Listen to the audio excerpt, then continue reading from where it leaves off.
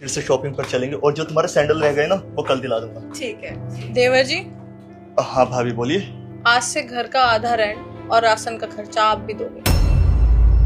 भैया ये भाभी क्या बोल रही है? सुनाई नहीं दिया क्या बोल रही है? और सही तो बोल रही है जो भी बोल रही है। अरे इतना बड़ा हो गया है, तेरी शादी हो गई है और अभी भी तू अपने भाई के टुकड़ों में पल रहा है। शर्म आती है नहीं? और ये जो तुम शॉपिंग करके आ रहे हो इतनी सारी, और ये बोल रहा है अपनी बीवी से कि कल भी शॉपिंग पे चलेंगे। किसके पैसों से शॉपिंग कर रहा है? मेरे पैसों से। अरे मैं अपने लिए कमाता हूँ, अपनी बीवी के लिए कमाता हूँ या तेरे लिए कमाता हूँ? जब तू छोटा था तो मेरा फर्ज था तेरा ध्यान रखने का, लेकिन अब तो बड़ा हो गया है, शादीशुदा हो गया है, अब तेरा खर्चा नहीं उठाऊंगा मैं। तुझे अच्छा लग रहा है अब तेरी बीवी के आगे मैं तुझे डांट रहा हूं? तुझे अच्छा लग रहा होगा लेकिन मुझे नहीं। और अब से जो तेरी भाभी बोल रही है वही होगा। इस घर में जो खाना खर्चा होगा वो भी आधा तू देगा और इस घर का किराया भी आधा तुझे ही देना पड़ेगा। लेकिन भैया मैं तो कुछ कमाता भी नहीं हूँ, तो मैं कहाँ से पैसे दूंगा? हाँ तो कमाओ ना, अब कब कमाओगे? इतने बड़े हो गए हो, शादी हो गई है आपकी, कब तक आपके भैया आपका खर्चा उठाएंगे? कमाना सीखो और खुद का खर्चा खुद उठाओ। ठीक है समझ गया।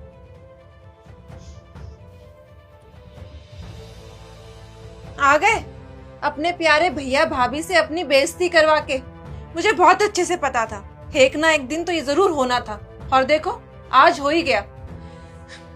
मैं ना बहुत पहले से जानती थी कि जब तक तुम जॉब नहीं कर लोगे ना, कहीं काम करना शुरू नहीं करोगे, तुम्हारे भैया भाभी हमारी बेइज्जती करते ही रहेंगे। एक लड़की की जब शादी होती है ना तो उसका सपना होता है कि उसका पति उसके लिए ये करे वो करे, वहां घुमाने लेके जाए, ये सारी चीजें दिलाए। समझ गया मैं। ऐसे खाली बैठने से कुछ नहीं होगा, कुछ तो करना पड़ेगा लाइफ में। और मुझे माफ कर देना, मेरी वजह से तुम्हें भी सुनने को मिला। मुझे पता है मेरे ऊपर आज बुरा टाइम चल रहा है, जो मुझे इतना सब कुछ सुनने को मिला। क्या इस बुरे समय में तुम मेरा साथ दोगी देविका? कौन हूँ मैं तुम्हारी? बेबी। हाँ बीवी हूँ मैं तुम्हारी, कोई गर्लफ्रेंड नहीं हूँ जो मुसीबत के समय में तुम्हारा साथ छोड़ के चली जाऊंगी। मैं शोएब बस तुमसे इतना चाहती हूँ कि तुम मेहनत करो, और मैं तुमसे वादा करती हूँ जितनी मेहनत तुम करोगे ना उससे डबल मेहनत मैं करूंगी। मेरे से जितना हो सकेगा ना मैं तुम्हारे लिए करूंगी, पर एटलीस्ट तुम अपने लिए एक कदम तो उठाओ। आज तो सिर्फ हम दोनों हैं, कल को हमारे बच्चे होंगे, हमारी फैमिली आगे बढ़ेगी। तो तुम क्या चाहते हो? अगर हमें अपने बच्चों के लिए कोई चीज लानी होगी, किसी अच्छे स्कूल में पढ़ाना होगा, तो तुम ये चाहते हो कि तुम्हारे भैया भाभी के आगे हम हाथ फैलाएं अपने बच्चों के लिए? ठीक है समझ गया, करता हूँ कुछ।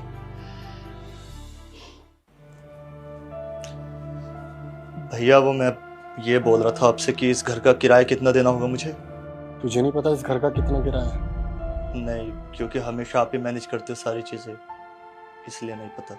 इससे पता चलता है कि तू कितना लापरवाह इंसान है। इतने साल हो गए तुझे हमारे साथ रहते हुए, लेकिन तुझे आज तक ये नहीं पता चला कि तेरे बड़े भैया इस फ्लैट का कितना रेंट देते हैं। 30,000 रुपए महीना किराया है इस फ्लैट का, 15 तुझे देने पड़ेंगे। और राशन का? शताक्षी राशन का कितना? 8,000 तो लग ही जाते हैं महीने के। ठीक है 8,000 जाते हैं तो 4 19 बनते हैं। कोई नहीं, तू एक काम करना, तू 18,000 रुपए महीना दे देना, बाकी का हम मैनेज कर लेंगे। ठीक है।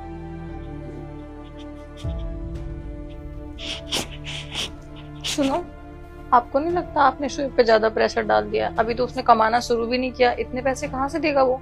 कब तक लापरवाही करता रहेगा? अरे बड़ा हो गया है, शादी हो गई है उसकी। अगर अभी से उस पर प्रेशर नहीं डालूंगा, जिम्मेदारी नहीं डालूंगा, तो अपनी खुद की जिम्मेदारी कब उठाना सीखेगा? अरे थोड़े साल बाद वो बच्चा भी प्लान करेगा तो खर्चे और बढ़ जाएंगे। और जब इंसान किसी और पे डिपेंडेंट होता है ना शताक्षी, तो वो हमेशा उम्र भर किसी और पे ही डिपेंडेंट हो जाता है। लेकिन जब इंसान खुद कमाता है तो उसके खर्चे बढ़ते हैं, खर्चे बढ़ते हैं तो उसकी कमाई बढ़ती है, कमाई बढ़ती है तो उसकी ख्वाहिशात बढ़ती है, और इससे जिंदगी आसान होती है। आज नहीं तो कल उस पर जिम्मेदारी तो डालनी थी। ठीक है, मैं आपके लिए चाय बना दूं? चाय? हाँ, कॉफी बना दो।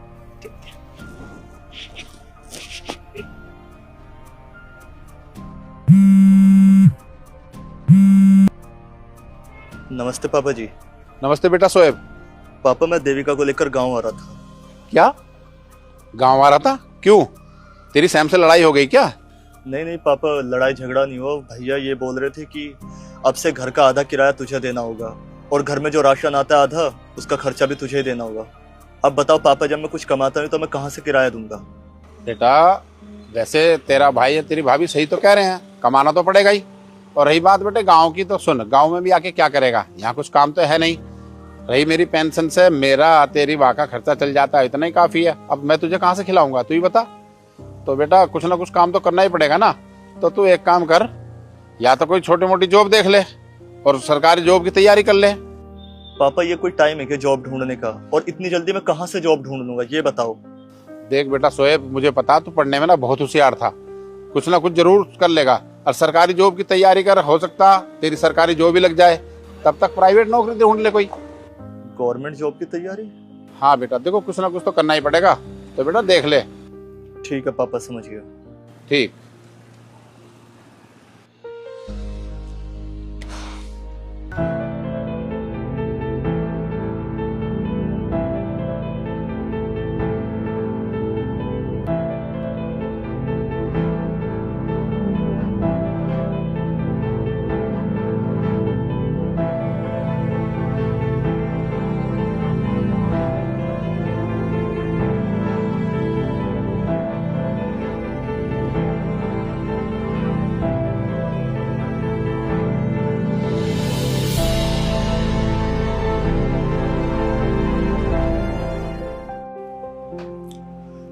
भैया नौकरी लग गई है मेरी।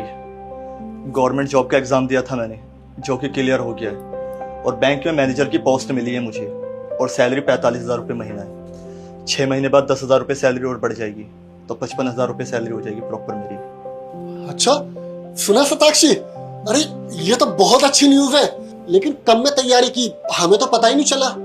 आपको पता नहीं चला क्योंकि आप पूरे टाइम ऑफिस में बिजी रहते हो, लेकिन मुझे पता चला। मैं देख रही थी कि देवर जी बहुत मेहनत कर रहे हैं और ये जरूर एक ना एक दिन कुछ करेंगे।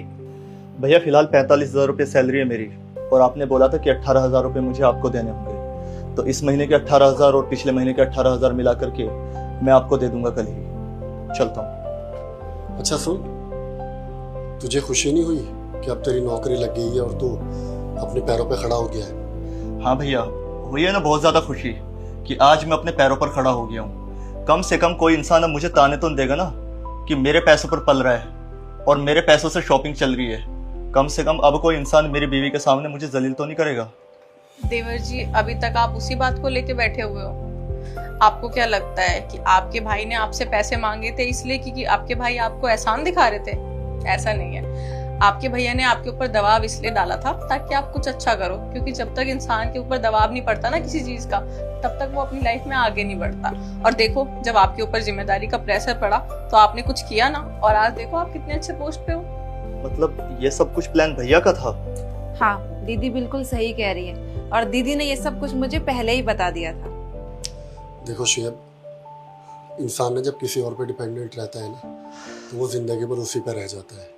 और आज नहीं तो कल तेरे ऊपर जिम्मेदारी डालनी थी, और देख थोड़ी जिम्मेदारी डाली तो आज तो मुझसे भी अच्छा कमाने लग गया।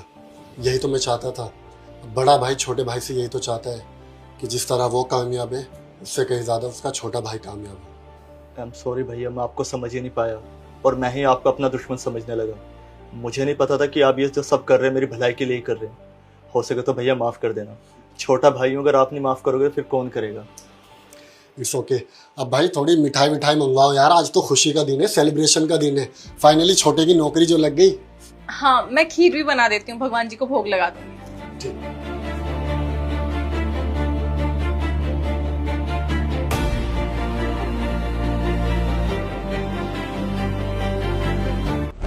सताक्षी, वो देखो मेरा लंगड़ा चाचा आ रहा है। ये ना पक्का मुझसे पैसे मांगने आया होगा। अगर ये मेरे बारे में पूछे ना तो बोलना मैं ना ऑफिस चला गया, ठीक है? लेकिन हुआ। नमस्ते। नमस्ते बेटा। भाभी नमस्ते। अब चाचा जी आप अचानक? बेटी कैसी बात कर रही है, हम कोई रिश्तेदार थोड़ी ना है, हमारे बेटे का घर है, हमारा घर है, इसलिए चले आए। हाँ लेकिन बता देते आने से पहले। अरे बेटी ये सब छोड़, ये बता सैम बेटा कहाँ है? वो तो इम्पोर्टेंट मीटिंग में गए हुए हैं। आपने बताया नहीं था ना आने से पहले?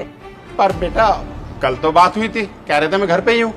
हाँ, कल तो घर पे ही थे, आज सुबह ही निकले हैं। अगर आप दोनों बता देते कि आप आने वाले हैं तो मैं उन्हें बता देती, तो मैं उन्हें रोक लेती। आपने बताया नहीं था ना। और कुछ काम है क्या? बेटा काम तो हमें उससे ही था, बहुत जरूरी काम था हमें तो उससे। भाभी आप एक बार भैया को कॉल करके देखिए और उनसे पूछिए कब तक आएंगे। कॉल नहीं कर सकती, बताया तो इम्पोर्टेंट मीटिंग में है, कॉल उठाएंगे नहीं वो। फिर भी भाभी एक बार ट्राई कीजिए ना, क्या पता कॉल उठा ले।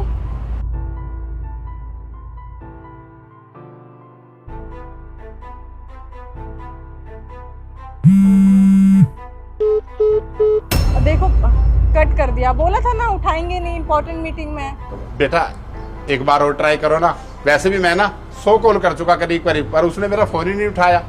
हाँ भाभी एक बार और देखिए।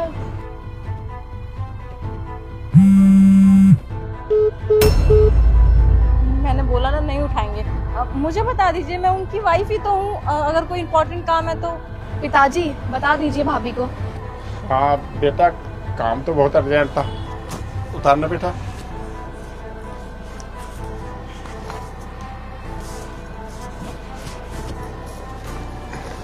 पकड़ना बेटा। बहू क्या है ना, ये पैसे सैम बेटा को दे देना। इतने सारे पैसे चाचा जी, लेकिन सैम को क्यों देने इतने सारे पैसे? अरे बेटा वो बहुत परेशान चल रहा है, मेरी उससे बात हुई थी। क्या है ना, अभी मैंने परसों उससे पैसे मांगे थे 1000 रुपए, तो कह रहा था उसकी कंपनी में ना बहुत लॉस चल रहा।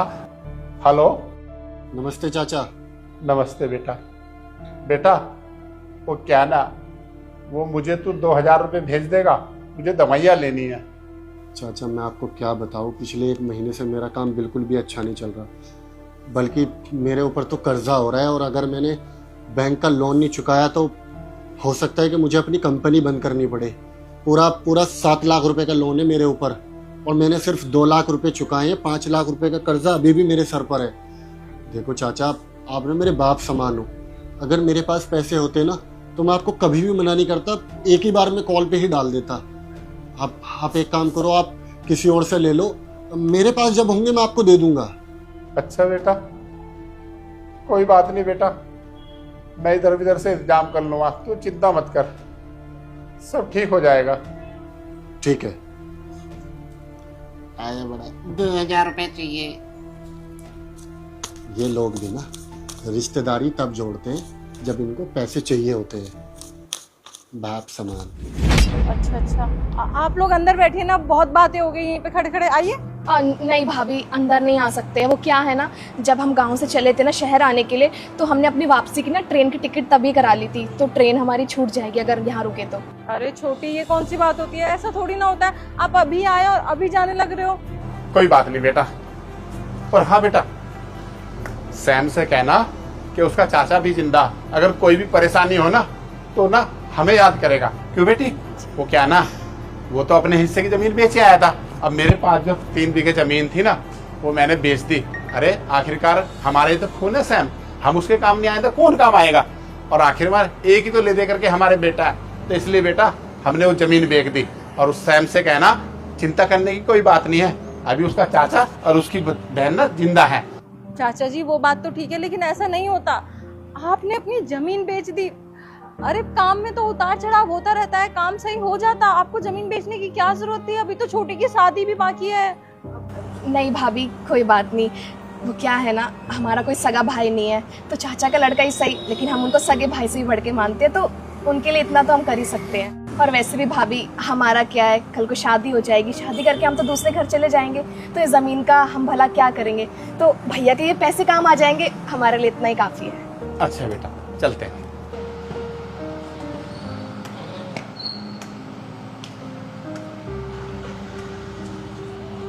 देखा तुमने, तुम कह रहे थे ना वो तुमसे पैसे मांगेगा। पैसे मांगने नहीं आए थे, पैसे देने आए थे। इतना बड़ा झूठ क्यों बोला तुमने कि बिजनेस में लॉस हो गया? तुम्हारा तो काम इतना अच्छा चल रहा है।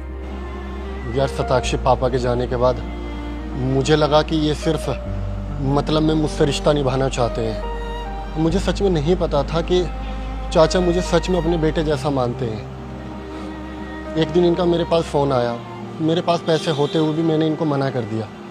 अब तुम्हें तो पता है ना आजकल के रिश्तेदार कैसे होते हैं, कोई घर का बड़ा इंसान बन जाता है तो उसको इसलिए फ़ोन करते हैं, कभी ये लेकर आ जाना, कभी इसमें मदद कर दो, कभी इसमें मदद कर दो। मुझे नहीं पता था कि अगर मैं उनके सामने ये सब चीज़ें बोलूँगा कि मुझे पैसों की ज़रूरत है, मेरा काम नहीं चल रहा था, तो वो अपनी ज़मीन बेच देंगे। यार भला आज के टाइम में कौन होता है ऐसा, लेकिन गलती मेरी है। मैं उनके प्यार को समझ ही नहीं पाया और उनको कभी समझ ही नहीं पाया। चलो जो हो गया सो हो गया, अब ये पैसे उनको वापस कर देना, ठीक है? वापस कर देना नहीं सताक्षी, मुझे लगता है वो अभी बस थोड़ा दूर ही गए होंगे। मैं अभी जाके उनसे माफ़ी मांगता हूँ और ये पैसे वापस देकर आता हूँ। चाचा सुनो। बेटा सैम, तू पर बहू तो कह रही थी तू घर पे नहीं है। वो क्या है ना कि सताक्षी को मैंने ही बोला था आप दोनों से झूठ बोलने के लिए। बेटा ऐसी क्या नौबत आ गई जो हमसे झूठ बोलना पड़ा तुझे? नौबत ये आ गई थी कि मेरा ना दिमाग ख़राब हो गया था। शहर में आके मैं ये सोचने लगा था कि हर रिश्ते सिर्फ मतलब से होते हैं। जब आपने उस दिन मुझे फ़ोन किया उस वक्त मेरे पास बहुत पैसे थे और मेरा कभी ऑफिस में लॉस हुआ ही नहीं। मैं जब से गांव से शहर आया हूँ मेरा काम बहुत अच्छा चल रहा है, लेकिन पापा के जाने के बाद मुझे लगा कि मेरे सर से बाप का साया ही उठ गया और अब गांव में मेरा कोई भी नहीं है।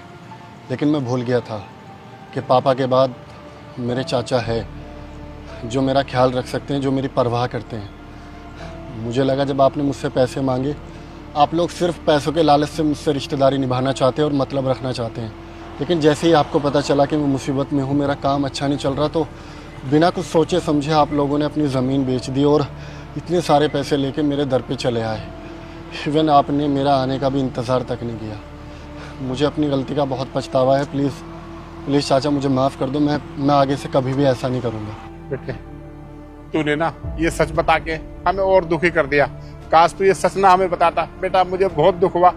हम तुझसे पैसे बेटा इसलिए मांगता था, तू मेरा अपना खून है, मेरा भतीजा है। बेटा तेरे बाप के जाने के बाद ना मैंने ये सोच लिया था तुझे कभी भी बाप की कमी महसूस नहीं होने दूंगा। मैं तो तुझे अपना सगा बेटा समझता हूँ बेटा। लेकिन बेटा तूने सोचा हम तुझे लालच में फोन करते हैं, इसलिए तू मेरा फोन नहीं उठा रहा था ना। जब से तेरी बहन को पता चला ना तेरा बिजनेस में बहुत बड़ा नुकसान हो गया, इसे रात को नींद भी नहीं आई।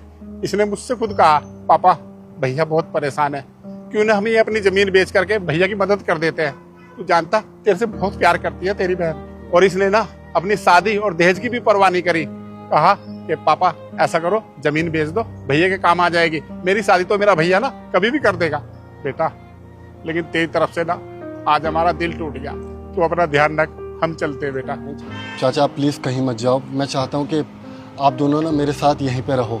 नहीं बेटा हम तेरे साथ घर पे नहीं रह सकते। और वैसे भी बेटा हमें शहर की हवा ना माफिक नहीं आती है, क्योंकि हम तो गांव में रहने वाले हैं। हम वहीं पे गुजर कर लेंगे बेटा। हम चलते हैं, अपना ख्याल रखना बेटा।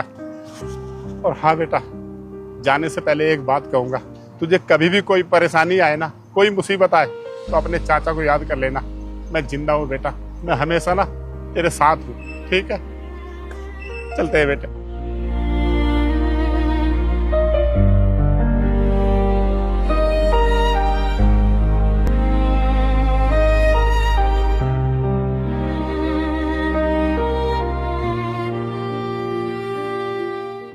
क्या बात है, आज तो मेरे ऑफिस के बाद ही शावर लेके नाइटी पहन के खड़े हो। इरादे ठीक नहीं। सरीना तुमने सताक्षी की नाइटी क्यों पहनी हुई है? और सताक्षी कहाँ है? कोई बात नहीं जिया जी, आप आज के लिए मुझे सताक्षी समझ लीजिए। अरे मजाक मत करो, बताओ ना तुम्हारी बहन कहाँ है? दीदी तो मार्केट गई है, रात तक आएंगी, तब तक मैं आपका ख्याल रख लूंगी। अरे नहीं, तुम क्यों मेरा ख्याल रखोगे, बल्कि मैं तुम्हारा ख्याल रखूंगा। भाई तुम गेस्ट हो हमारे। कहाँ जिया जी, आप मेरा ख्याल कहाँ रखते हो? ना आप मेरी केयर करते हो, ना मुझ पे ध्यान देते हो। ध्यान नहीं देते मतलब क्या हुआ? तुम ठीक तो हो ना? कोई परेशानी है? मुझे बताओ, मैं सताक्षी के साथ जाकर तुम्हारा ट्रीटमेंट करा दूंगा। बहुत बड़ी परेशानी है। वो क्या है ना, मुझे आपसे प्यार हो गया है। क्या तुम प्रैंक कर रहे हो ना मेरे साथ? मजाक मत करो। अरे बताओ ना तुम्हारी बहन कब आने वाली है? अरे जिया जी मैं कोई प्रैंक नहीं कर रही हूँ, मुझे सच में आपसे प्यार हो गया है। शट अप, बकवास बंद करो अपनी। होश में तो हो तुम 2 महीने बाद यहाँ पर ये सब बकवास करने के लिए आए हो।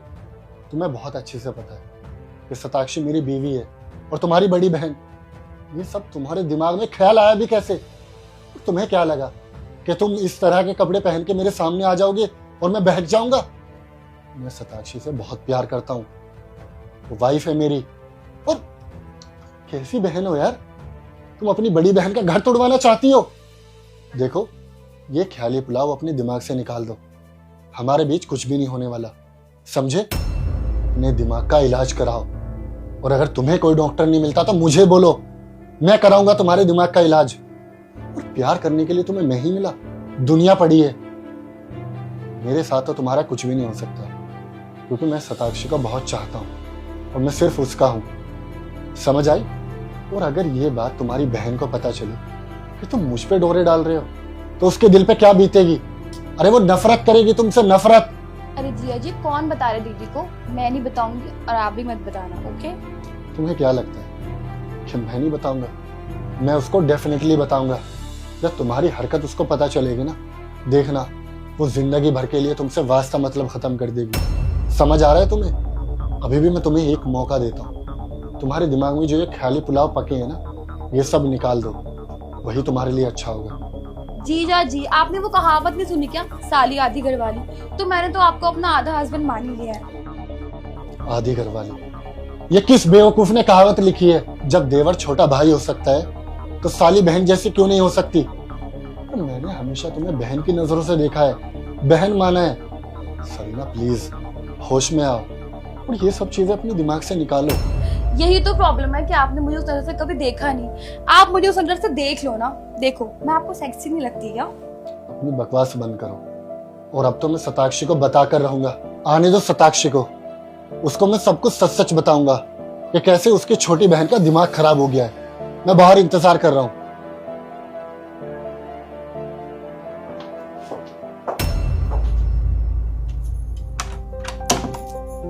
देखा, मैंने बोला था ना कि तेरे जीजू ऐसे नहीं है।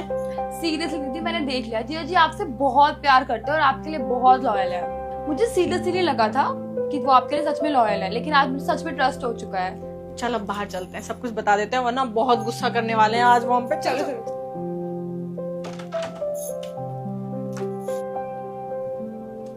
सैम। सताक्षी, तुम? सरीना ने तो बोला तुम मार्केट गए हो। मैं कहीं भी नहीं गई थी, मैं अंदर ही थी रूम में, गेट के पीछे। जो कुछ भी अंदर हुआ मैंने अपने कानों से सुना और आंखों से देखा। ओह, अब समझा मैं। ये सब तुम दोनों की मिली भगत है ना? चल क्या रहा था अंदर? कुछ भी नहीं, वो बस सहीना बताई थी कि उसके फ्रेंड के पति ने उसकी ही बहन के साथ मिलकर उसको धोखा दे दिया। फिर ये बोलने लगी सारे मर्द ना एक जैसे होते हैं। तो मैंने बोला नहीं, तेरे जीजू ऐसे बिल्कुल भी नहीं है, वो मुझसे बहुत प्यार करते हैं और किसी के लिए मुझे धोखा तो कभी भी नहीं दे सकते। तो इसने कहा ठीक है, आजमा लेते हैं। मैंने कहा ठीक है। वाह, तो दोनों बहनें मेरा लॉयल्टी टेस्ट ले रहे थे। साफ साफ बोलो ना कि तुम दोनों को मुझ पे भरोसा नहीं। खैर, मुझे इससे तो कोई लेना देना नहीं, लेकिन तुम तो मेरी बीवी हो ना, तुम्हें भी मुझ पे भरोसा नहीं है। यार, मैं कितना प्यार करता था तुमसे, और जहाँ पे भरोसा नहीं होता ना, वहाँ प्यार भी नहीं होता। आज मुझे पता चला तुम मुझसे प्यार करते ही नहीं, तुम सिर्फ दिखावा करते थे। नहीं सैम, मुझे तुम पे पूरा भरोसा था, और देखो ना, तुम मेरे भरोसे पे खरे भी उतरे हो। तो तुमने अपनी नाइटी पहनाकर अपनी बहन को खड़ा कर दिया। मतलब सीरियसली यार, तुम इस बच्चे की बातों में आ गई। तुम्हें इसको थप्पड़ लगाना था और बोलना था कि मैं अपने सैम को बहुत अच्छे से जानती हूँ।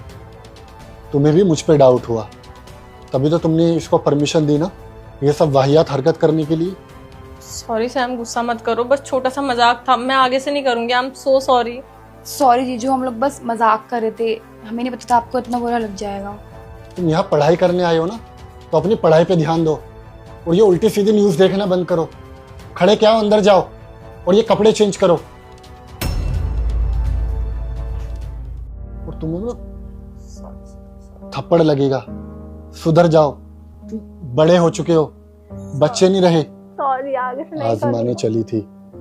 भूख लगी है तेज यार, खाने को मिलेगा कुछ? ओके ओके ओके, बना के।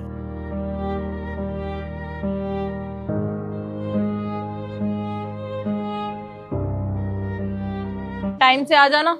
ठीक है, कोशिश करूंगा। सुनो देवर जी, आपको ना आपके बड़े भैया ऊपर बुला रहे हैं, एक बार सुन लीजिए। ठीक है, भैया को बोलो मैं आता हूँ। कहाँ चल दिए तुम? अरे अभी तो बोला भाभी ने कि बड़े भैया बुला रहे हैं, पूछ कर आता हूँ, शायद कुछ काम होगा। कोई जरूरत नहीं जाने की, होगा कुछ काम। जब देखो जब तुम्हें कुछ ना कुछ काम बताते रहते हैं, कह रहे होंगे कुछ कि बैंक से ये करवा ला वो करवा ला, तुम्हें तो वेला समझा हुआ उन्होंने। चलो ऑफिस जाओ। आराम से बोलो यार, भाभी अभी पीछे ही है, सुन लिया तो अच्छा नहीं लगेगा। तो सुन लेना, उनको सुनाने के लिए बोल रही हूँ, ताकि तुम्हें बार बार बुलाना बंद करें। जब देखो जब काम कराते रहते हैं। अरे उनका तो कुछ नहीं जाएगा, उनका तो खुद का बिजनेस है, लेकिन तुम्हारे ऊपर तुम्हारा बॉस बैठा है तुम्हें सुनाने के लिए। और तुम्हें अच्छे से याद है ना, आज हमारी एनिवर्सरी है, तुम्हें टाइम से आना है। चलो जाओ। अभी बहुत टाइम है, डोंट वरी, मैं एनिवर्सरी में टाइम पे पहुंच जाऊंगा। बाकी एक बार पूछ कर आता हूँ ना, शायद भैया को कुछ अर्जेंट काम होगा। मैं आता हूँ, तुम यही इंतजार करो, ठीक है?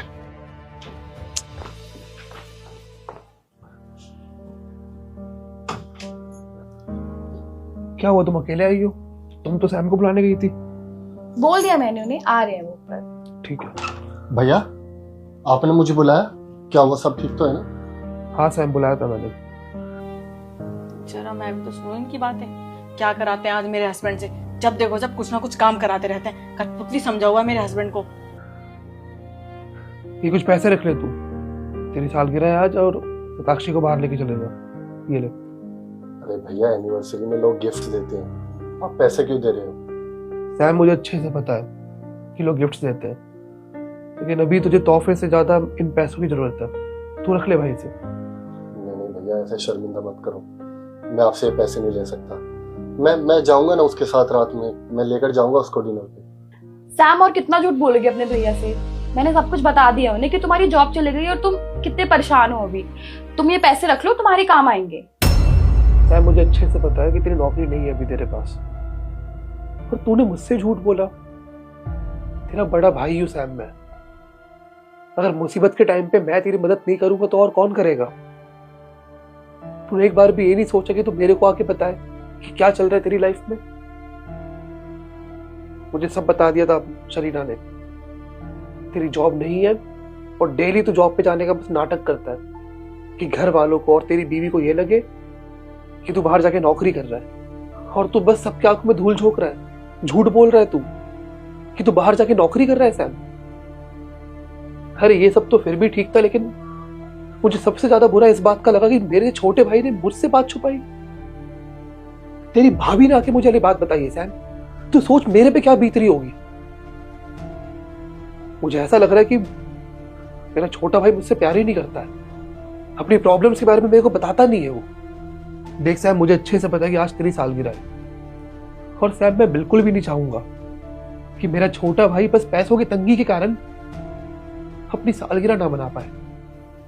भैया आपको तो पता है कि मेरी बीवी छोटी छोटी बातों पर कितना बड़ा रिएक्ट कर देती है।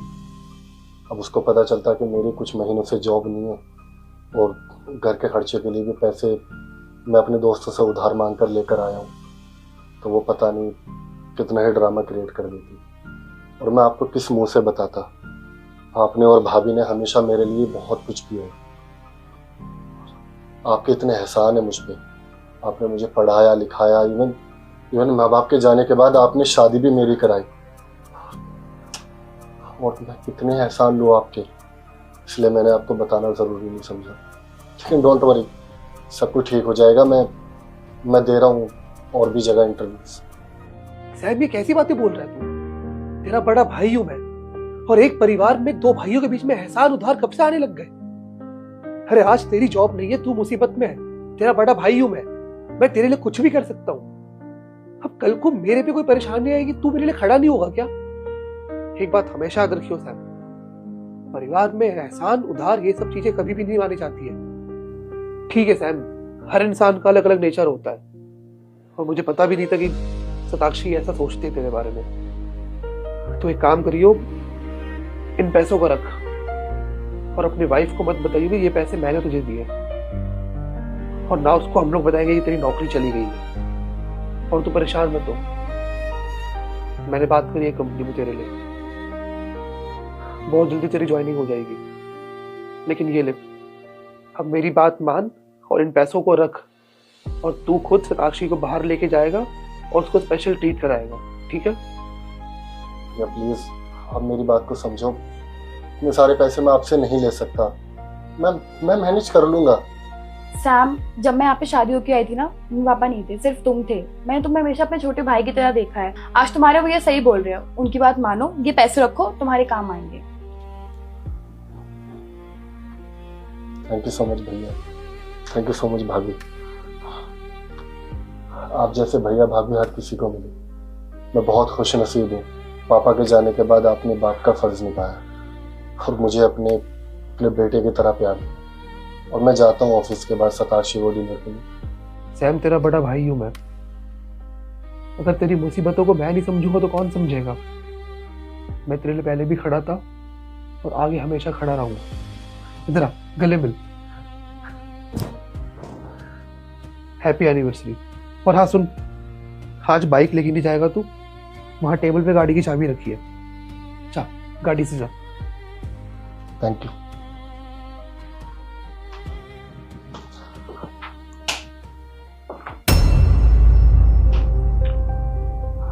सुना तुमने?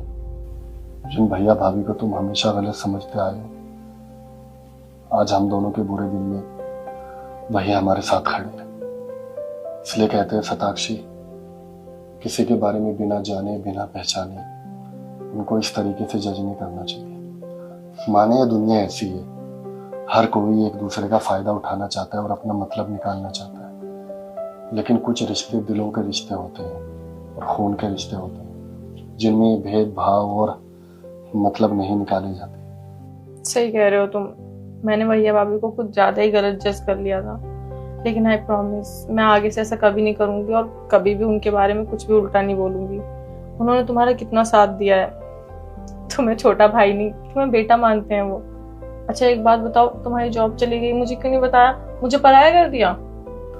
यार सताक्षी, मैं ना थोड़ा डर गया था, क्योंकि तुम्हारा हमेशा से नेचर अग्रेसिव रहा है।